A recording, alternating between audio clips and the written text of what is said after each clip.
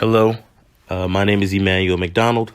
I'm an internal medicine resident in Miami, and I'll be starting my gastroenterology fellowship in July of this year. What led me to my path is kind of indirect.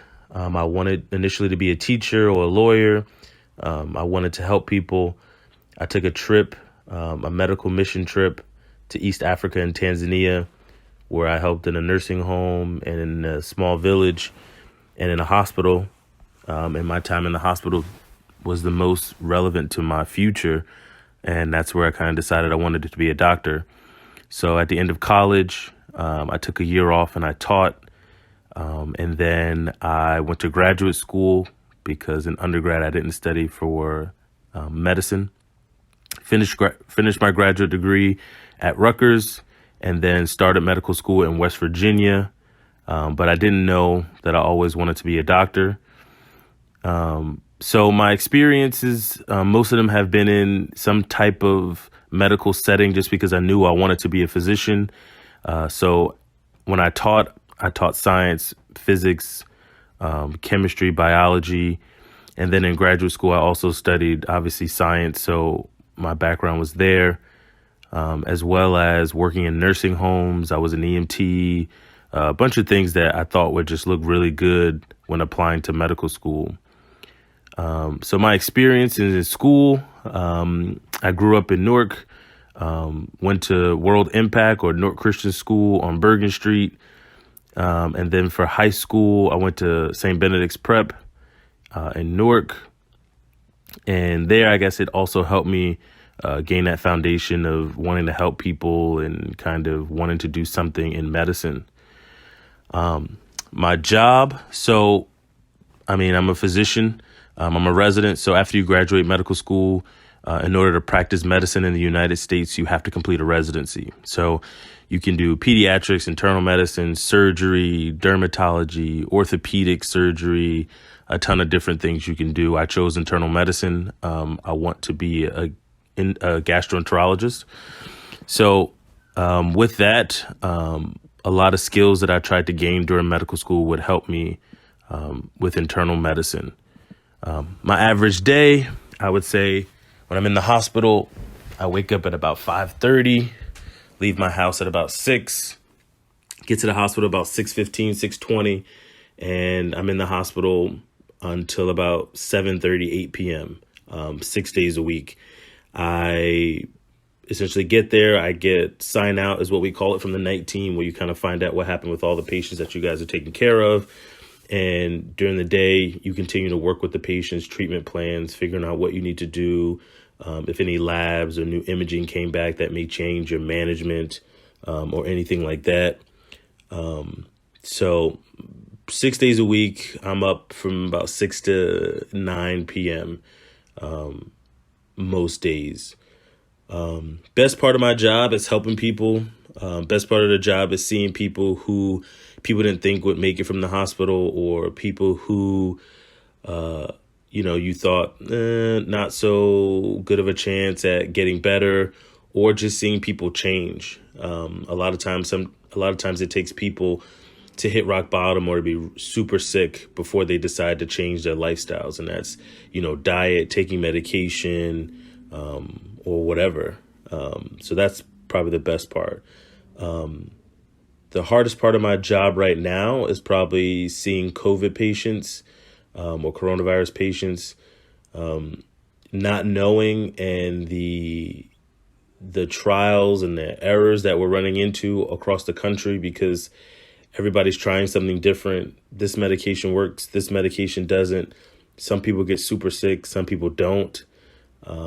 It's not just the elderly people, it's also some, 20s and 30s. So that's the hardest part, is really not knowing what's going to happen, as well as not knowing how to help people. On my long-term career goals, finish residency, start my gastroenterology fellowship, and then move with my wife and my daughter probably back to Jersey. That's where I think we want to finish and start our lives. Advice I would give to students finding a career they love. I would say just do something that you're passionate about.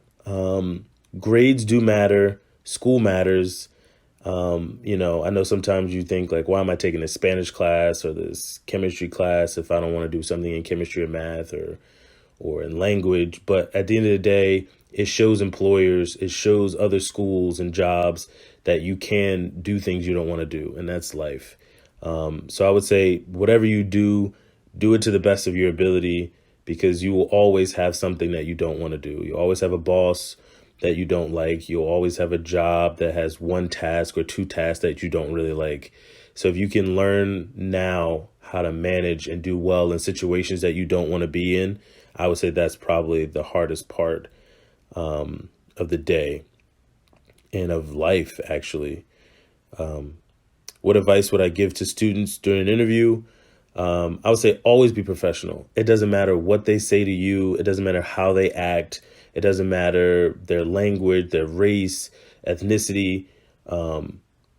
Always be professional. At the end of the day, they're there to judge you. They're there to hire you. So even if they're kind of, not dressed professionally, they're talking to you in, slang or colloquialism or any other, speech that you may understand. When you interview, you always speak to them in a professional way. You always dress the part, always come in a suit, a tie, suit pants, a dress, blouse, whatever it is, always be professional. And then job outlook for my profession, I would say it's pretty good. I mean, right now, a lot of doctors are being laid off on the news and things like that. But I mean, people will always need physicians. People will always want to see a doctor. People will always want to come in and, talk to us. Right now, there's a big surge for nurse practitioners and for physician's assistants, period. But, most people, when they come into the office, if it's me and a nurse prac or a PA, most patients will say, can I see the doctor? I want to see the doctor. Not saying there's not a need for PAs or nurse practitioners. My wife is a nurse practitioner, so there definitely is a need for those. But being a physician, the outlook is pretty great. I mean, like I said, people will always get sick. People will always get hurt. And, there's certain things that computers or robots can't take over. And, my job as a physician is to think critically because sometimes, it's not black and white. Sometimes it's not an algorithm. Sometimes it's a little bit different. And I got to think outside the box and I got to help figure out, how to get this person who can't afford their medication to take, more than what, they can afford or, how to get them, how to figure out a way for them to get this cream or whatever that they can't. And so it's a lot of critical thinking that a computer or that a machine can't do. So I really don't think, if you decide to go into medicine that there will be an issue in outlook for jobs. So good luck and I wish you all the best.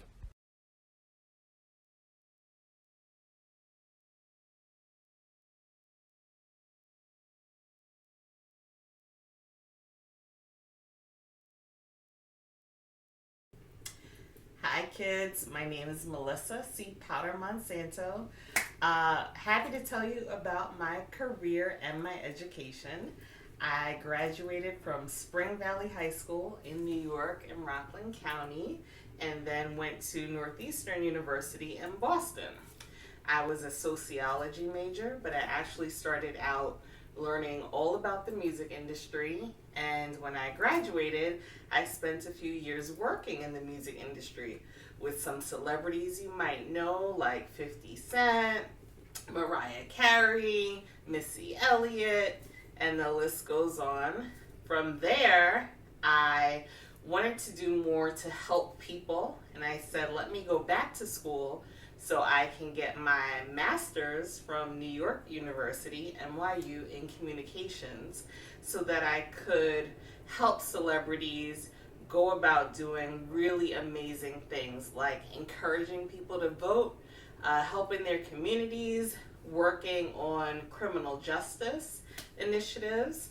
And I had the opportunity to go work for some really amazing organizations that you might know, one being the NAACP. And today I am a film producer and what you call a social impact lead. And what I get to do is use documentary movies and show them to people all around the country and get them very excited about doing very good work to help the people that are featured in the documentary or other people that have similar situations to those people. So they could be young people that have different religions. They could be people that are homeless that are looking for work and support. It could also be issues about racism and fairness in the courts. So, in a nutshell, I encourage people to go out, write petitions, vote, talk to Congress people, talk to entertainers like Kim Kardashian, who helped one of the films that I worked on and get the lead character out of prison.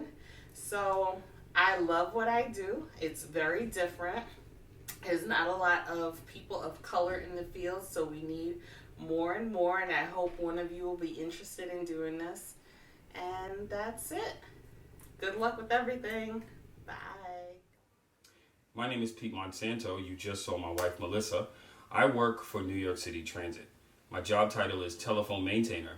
And the title consists of many things, not only telephone, it's basic network communications in the subway tunnels and within the stations.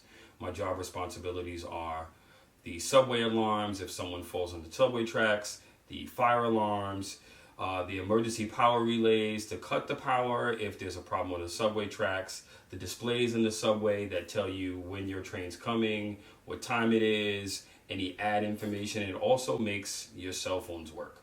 So basically, it's really kind of like a data site engineer, and it's kind of the run of the gamut of everything that's interconnecting of all the wires.